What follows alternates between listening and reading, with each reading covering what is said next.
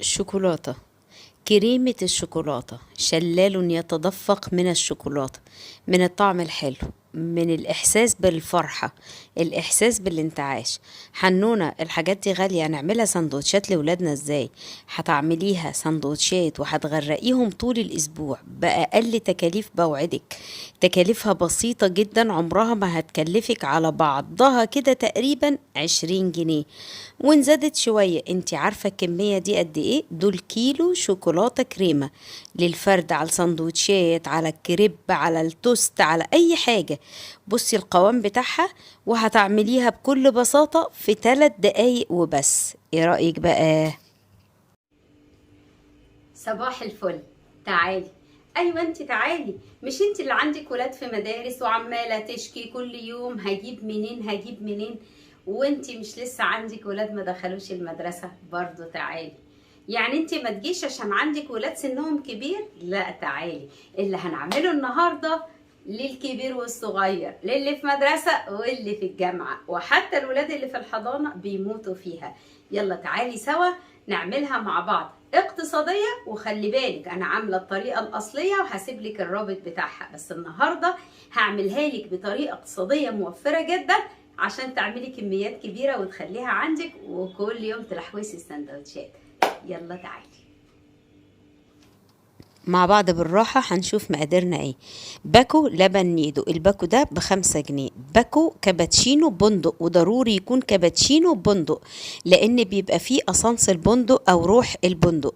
وقالب شوكولاتة احنا هناخد نصه بس. اي نوع ان شاء الله تشتري، شوكولاتة كادبري، شوكولاتة جالاكسي، شوكولاتة مطبخ. انا ده نزلت جبته من عند العطار اللي جنب البيت، يعني ما روحتش بعيد. معلقتين كاكاو خام او كاكاو كورونا لو عندك اي نوع كاكاو، او نايسكويك. ونص مج زبدة، اي نوع زبدة، فيرن، زبدة جنة، عندك نيوزيلندي، مفيش مشكلة اللي موجود عندك. ونص فنجان زيت، زيت يكون نوع نظيف. زيت دوار الشمس يا ريت. ادي المقادير بتاعتنا. هنحتاج كمان على كل ده كوباية لبن حليب. قصة سهلة وبسيطة وسريعة وان شاء الله هتعجبك. كوباية اللبن الحليب هاخد نص في الكسرونة بتاعتي، نص كوباية اهي. وهفضي عليها بس يكون دافي عشان ما يكلكعش معايا، اللبن دافي. هفضي عليها كيس الكابتشينو بندق.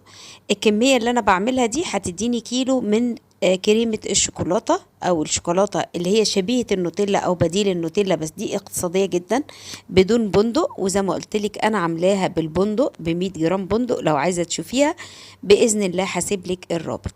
طيب انا قلبت نزلت باكل كابتشينو اهو. وزي ما قلنا الكابتشينو ده فيه منه 3 انواع، في موكا ولاتيه وبندق. البندق اللي هو الكيس الاخضر، فانت هتجيبيه بندق لان بيبقى فيه روح البندق، وممكن تجيبي روح البندق من العطار لو عايزه. بس انا اختصرت وقلت اجيب لك حاجه من السوبر ماركت سهله وسعرها حنين. وهفضي كمان نص باكو الشوكولاته، يعني حوالي 100 جرام. الباكو ده 200 جرام، انا خدت نصه يعني 100 جرام. اللبن دافي وههدي النار جدا شمعة وانا شغالة، وهحطه عشان الشوكولاتة بتاعتي تدوب. خلاص. وممكن لو عندك مايكرويف تستخدمي المايكرويف، بس انا بقول كل حاجة عشان اللي عايز يقوم يعملها. مش كل البيوت فيها مايكرويف، لكن كل البيوت عندها بوتاجاز. فانا ههدي النار شمعة وحطيتها على النار. جبت شفشق الخلاط وحطيت فيه كوباية اللبن. يبقى انا كده استخدمت كوبايه ونص لبن، بس انا بقولك استخدمي نص كوبايه لبن بس في شفشق الخلاط عشان يديكي قوام حلو من اول مره، ما تقعديش تضيفي اضافات. وهكتب لك برضو المقادير. معلقتين كاكاو كبار، وزي ما قلتلك اي نوع كاكاو هيمشي معاكي، اي نوع كاكاو المشروبات العادي او كاكاو الشغل الخام العادي هيمشي معاكي. تمام. وادي باكل لبن النيدو ابو 5 جنيه اهو، هنفضيه برضو ونحطه. والمقادير دي بتديني حوالي كيلو من الكريمة الشوكولاتة، حوالي كيلو. يعني ممكن يبقوا 850، ممكن يبقوا اكتر اقل سنة، يعني هي في الحدود دي. لان انا فضيته في برطمانين، البرطمان نص كيلو كان مليان. طيب السكر ده هسيبهولك زي ما انت عايزه. انا بالنسبه لي مش بحبها مسكره قوي، فحطيت نص مج سكر اللي هو 100 جرام سكر. عايزه تزودي السكر براحتك، تبقى مسكره قوي براحتك، بس مش بنصح بيها عشان ما نعودش ولادنا على الحاجات اللي طعمها مسكر قوي. وباكو فانيليا، بالنسبه لي كان عندي الحق الفانيليا ده فحطيت اخر كميه فيه. هضرب كل ده كويس جدا في شفشق الخلاط. القوام سهل وسريع ولذيذ، ما تقلقيش منه في شفشق الخلاط. واحنا هنضرب لحد مرحلة معينة، وبعدين هنبدأ في إضافة الزبدة بتاعتنا. بس قبل إضافة الزبدة أنا جبت من على النار النص كوباية الحليب بالشوكولاتة اللي دابت فيها بالكابتشينو، كابتشينو بندق.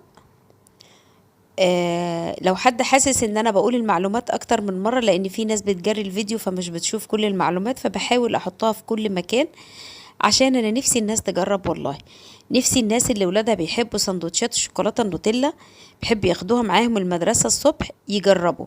هنهدي سرعة الخلاط خالص وننزل بالراحة سنة سنة كده وهو شغال اهو، على مهلك خالص.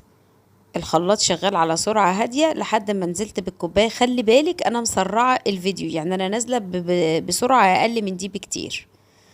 تمام، تقلت كويس جدا معايا. هبدأ ان انا اخدها افضيها في الطبق، بس افرضي انا لقيتها خفيفة هعمل ايه؟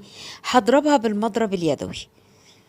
هي كده بالنسبة لي قوامها مظبوط جدا، بس خلي بالك ان هي سخنة جدا. فانا هحطها في التلاجة لمدة ساعتين، وبعدين ابدأ اطلعها واشوف اخبارها ايه. بس قبل ما احطها في التلاجة انا لازم افضي الشفشق كويس قوي، لانه لسه في كمية جوه حوالي ربع كوباية. فهجيب المعلقة السيليكون وافضي الربع كوباية اللي موجودين جوه.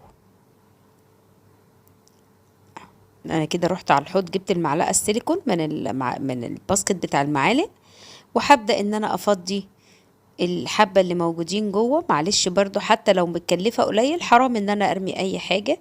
كان حد علق عليا، بس انا يا جماعة حتى لو ما صورتش المشهد انا بستخدم المعالق السيليكون في ان انا افضي الاواني بتاعتي من كل حاجة، عشان ما بحبش ارمي حاجة. دي بعد ما سبتها في التلاجة ساعتين 3 ان شاء الله تسيبيها بايتة لتاني يوم. انت وراكي ايه؟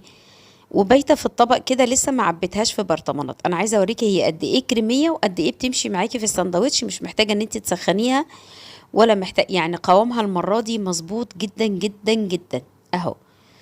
مقاديرها كمان مظبوطه، ومقاديرها هينه وموجوده، يعني تقدري تنزلي السوبر ماركت تجيبيها. وزي ما بقولك لو ما لقيتيش شوكولاته مطبخ، هاتي اي بقى قطمه جامده حنون جامده دي جوه الجون، هاتي اي شوكولاته موجوده في السوبر ماركت. بالعكس لو جبتي جالاكسي او جبتي شوكولاته كادبري هتديكي طعم احلى واحلى كمان. ويا سلام لو جبتيها شوكولاتيه كبيره بالبندق كده. بس احنا بنقول اقتصادي، يعني عايزين نوفر.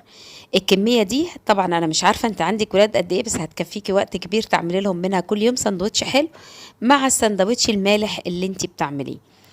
بتمنى ان انتوا تجربوا الوصفة، بتمنى تكون بالنسبة لكم اقتصادية فعلا. بتمنى اكون بديلكم بدايل حلوة، ان احنا نعمل الحاجة اللي احنا عايزينها، ان احنا نلبي طلبات ولادنا.